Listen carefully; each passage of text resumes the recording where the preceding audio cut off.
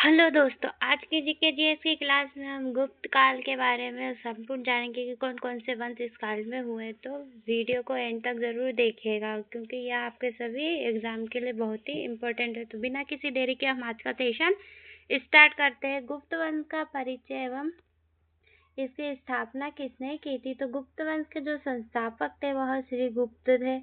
गुप्त वंश का वास्तविक जो संस्थापक माने जाते हैं वह चंद्रगुप्त प्रथम को है। हम गुप्त वंश का वास्तविक संस्थापक कहते हैं, परंतु जब एग्जाम में पूछा जाता है कि गुप्त वंश के जो संस्थापक थे तो वह कौन थे, वह श्री गुप्त ही कहे जाते हैं। गुप्त काल का जो शासन था यानी गुप्त काल कब से कब तक था, तो वह 319 से लेकर 550 ईस्वी तक का माना जाता है।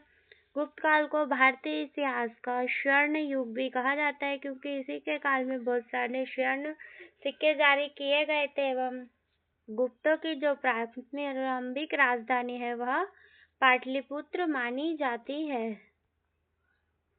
एवं चंद्रगुप्त प्रथम का जो शासन काल है वह 319 से लेकर 335 वर्ष में है। एवं गुप्त वंश का जो पहला महत्वपूर्ण शासक हुआ वह महाराज धीराज की उपाधि धारण की, यानी चंद्रगुप्त प्रथम ने जो है वह महाराज धीराज की उपाधि धारण की थी। यह लिच्छवी राजकुमारी कुमार देवी से विवाह किया, यानी जो चंद्रगुप्त प्रथम थे उनका विवाह लिच्छवी की राजकुमारी कुमार देवी से हुआ। इनके शासनकाल से गुप्त संवत 319-320 ईस्वी की शुरुआत हुई, यानी जो गुप्त संवत है वह 319 ईस्वी से माना जाता है।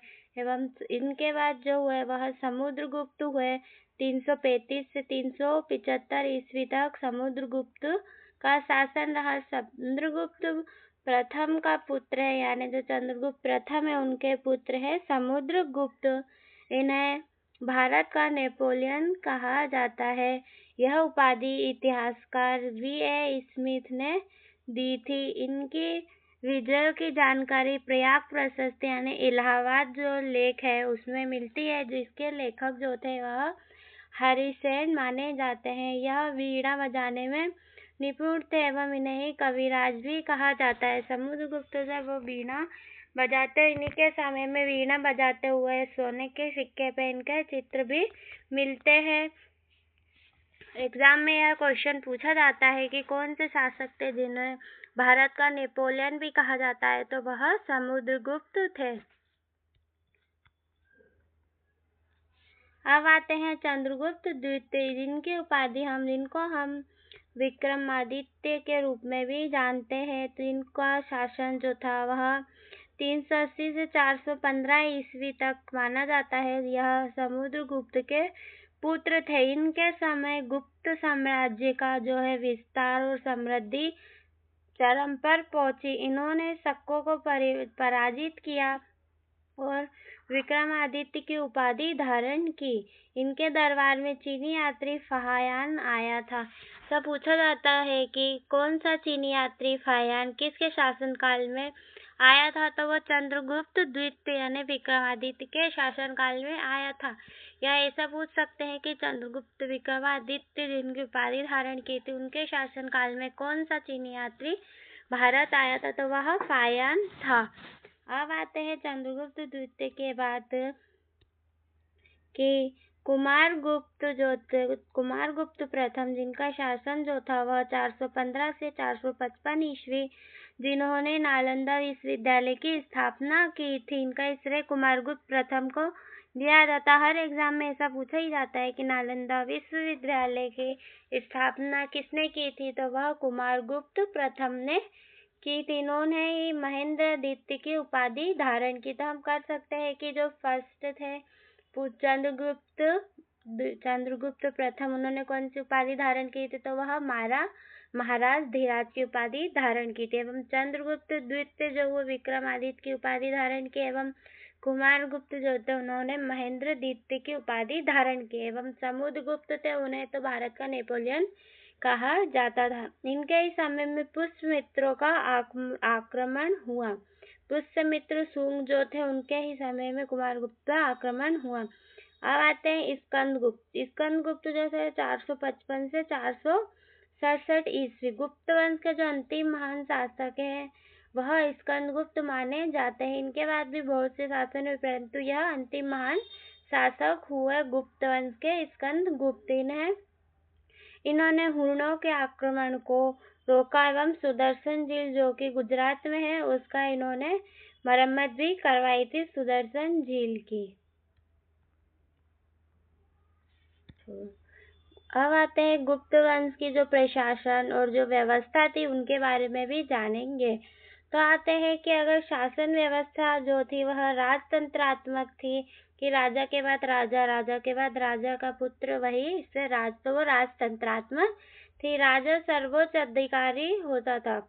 सम्राट की जो प्रशासनिक इकाइयां थी कि जो सरकारी काम थे, जो प्रशासन चलता था, वह इकाइयां कौन थी? तो वह भुक्ति यानी कि प्रांत, और विषय यानी कि जिला, और ग्राम था यानी कि जो बड़ी सबसे इकाई थी प्रांत, जो हमारा एक शहर होता है वैसा एक प्रांत था पूरा। फिर उसके मध्य आते जिले, जिले को विषय कहा जाता था, और फिर उससे छोटे आते हैं ग्राम। भुक्ति का जो प्रमुख उपाध्यक्ष है, जो प्रांत का प्रमुख था, वह अध्यक्ष जो था प्रमुख था उसका, वह उपरी कहलाता था। विषय का प्रमुख, विषय यानी कि जिला, जिला का प्रमुख विषयपति, तो जिलापति जैसे ही विषय का पति विषयपति। ग्राम का प्रमुख जो होता है वह ग्रामीण कहलाता था। अब हम जानेंगे गुप्त वंश की कि गुप्त वंश की अर्थव्यवस्था एवं उनकी कला एवं संस्कृतियां जो थी वह क्या थी। तो अर्थव्यवस्था एवं समाज में जो था, गुप्त शासकों ने बड़ी संख्या में सोने के सिक्के ने दीनार जारी किए, इसलिए गुप्त वंश को उसका स्वर्ण काल भी कहा जाता है। कृषि अर्थव्यवस्था का मुख्य आधार थी कि जो गुप्त वंश में से लोगों का जो मुख्य अर्थव्यवस्था थी वह कृषि मानी जाती थी। यह व्यापार और शिल्प का व्यापक विकास हुआ।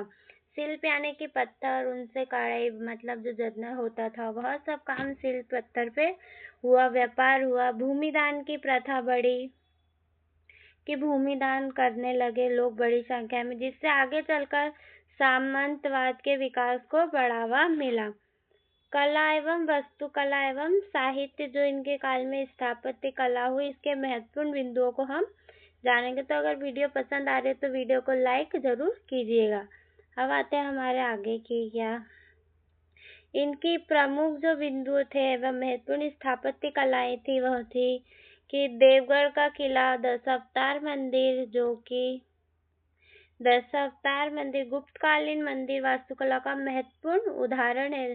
भीतर गांव मंदिर, ईंटों से निर्मित मंदिर जो प्राचीन मंदिर है। एवं मूर्ति कला का विकास, सारनाथ और मथुरा शैली प्रसिद्ध थी, और बुद्ध की मूर्तियों में शांति और आध्यात्मिकता का सुंदर चित्रण मिलता है। चित्रकला जो हुई वह अजंता की गुफाओं के कई प्रसिद्ध चित्र गुप्त कला और उसके आसपास के समय के जुड़े। एवं साहित्य एवं विज्ञान, कालिदास जो थे वह इनकी अभिज्ञान, शकुंतलम, मेघदूत, आर्यभट्ट की शून्य का महत्व, धन्वंतरी, चिकित्सक, वह इनके ही समय के गुप्त वंश में माने जाते हैं। अब आते हैं कि इनका समय में धर्म क्या था, इसका पतन कैसे, उसके महत्वपूर्ण 1 लीनियर क्वेश्चनों को हम जानेंगे। तो आते हैं धर्म। इनके समय का जो धर्म था, गुप्त शासक का मुख्य रूप से हिंदू धर्म, वैष्णव धर्म के समर्थक थे। हिंदू धर्म में कौन से देवता के, तो वह विष्णु धर्म के समर्थक थे। इसके बावजूद भी वह बौद्ध और जैन धर्म में भी प्रचलित रहे तथा धार्मिक सहिष्णुता देखने को इनकी यहाँ मिलती है। पतन के मुख्य कारण क्या थे? कमजोर उत्तराधिकारी, क्योंकि इनके जो अंतिम थे वह स्कंदगुप्त हुए अंतिम महान शासक। उसके बाद बहुत इनके जो शासन थे, जो इनके शासन करने वाले थे, वह कमजोर हुए। इनके हुरणों के आक्रमण हुए, साम्राज्य के अत्यधिक विस्तार बहुत था तो उसे संभाल नहीं पा रहा था, एवं सामंतों की बढ़ती शक्ति और आर्थिक कमजोरी। अब परीक्षा के हिसाब से जो महत्वपूर्ण 1 लीनियर एवं ट्रिक है, तो वह इनके संस्थापक पूछे जाते हैं। तो संस्थापक हमसे पूछेंगे तो वह श्रीगुप्त। इनके वास्तविक संस्थापक अगर लिखा है तब हम चंद्रगुप्त प्रथम मानेंगे। चंद्रगुप्त प्रथम का जो शासन था वह 319 गुप्त संवत कब चला, तो वह 319 से 320 ईस्वी से संवत पूछा जाता है। अब आते हैं कि भारत के नेपोलियन जो थे वह कौन थे। तो भारत का जो नेपोलियन थे वह समुद्रगुप्त थे। प्रयाग प्रशस्ति किसने लिखी? हरिसेन ने। वीणा वादक शासक कौन थे? समुद्रगुप्त थे। विक्रमादित्य की उपाधि चंद्रगुप्त द्वितीय ने धारण की। फाहियान का आगमन चंद्रगुप्त द्वितीय के समय में हुआ। हूणों का हराने वाला कौन था? तो वह स्कंदगुप्त थे।